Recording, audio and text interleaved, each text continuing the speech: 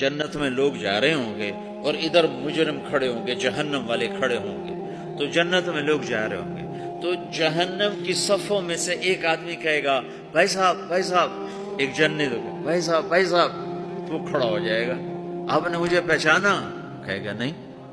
کہا میں نے دنیا میں آپ کو وضو کی ضرورت تھی تو میں نے آپ کو وضو کا پانی دیا تھا، یا یوں آتا ہے میں نے آپ کو پیاس تھی، میں نے آپ کو پانی پلایا تھا، یاد آیا؟ کہا ہاں یاد آیا۔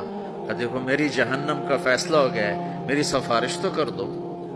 تو وہ کہے گا یا اللہ، یہ تیرے اس بندے نے میرے اوپر ایک احسان کیا ہے، مجھے یاد دلایا ہے، میرا جی نہیں چاہ رہا کہ میں اس کے بغیر جنت میں جاؤں، یا اللہ اس سے بھی میرے ساتھ کر دے۔ تو اللہ فرمائے گا چل تو لے جا، تیرے پیچھے اس کو بھی کر دیتا ہوں، ٹھیک ہے؟ میری ساری تبلیغ مردود ہوگی، شہرت لے گئی، واہ لے گئی، ممبر پہ بیٹھنے والا یہ نہیں کہہ سکتا کہ میں اللہ کے لیے کہہ رہا ہوں۔ میں تمہارے بارے میں قسم کھا سکتا ہوں کہ تم سب اللہ کو راضی کرنے کے لیے آئے بیٹھے ہو، میں اپنے بارے میں نہیں کہہ سکتا کہ میں اللہ کے لیے تم سے بات کر رہا ہوں۔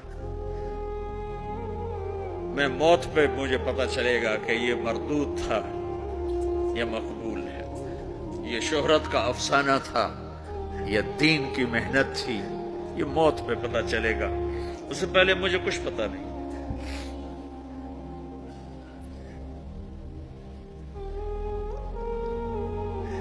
ایک بڑے آدمی تھے یوسف بن حسین، بغداد میں بہت بڑے محدث، مفسر، خطیب۔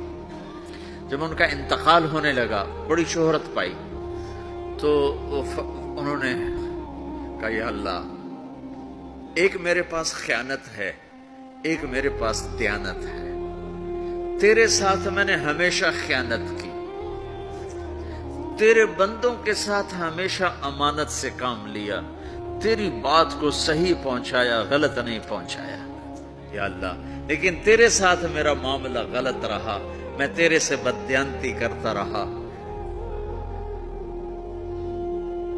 یا اللہ میری دیانت کے بدلے میری خیانت کو معاف کر۔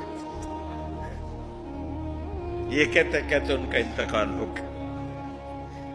تو خواب میں اپنے کسی دوست کو ملے تو انہوں نے پوچھا آپ کے ساتھ کیا ہوا؟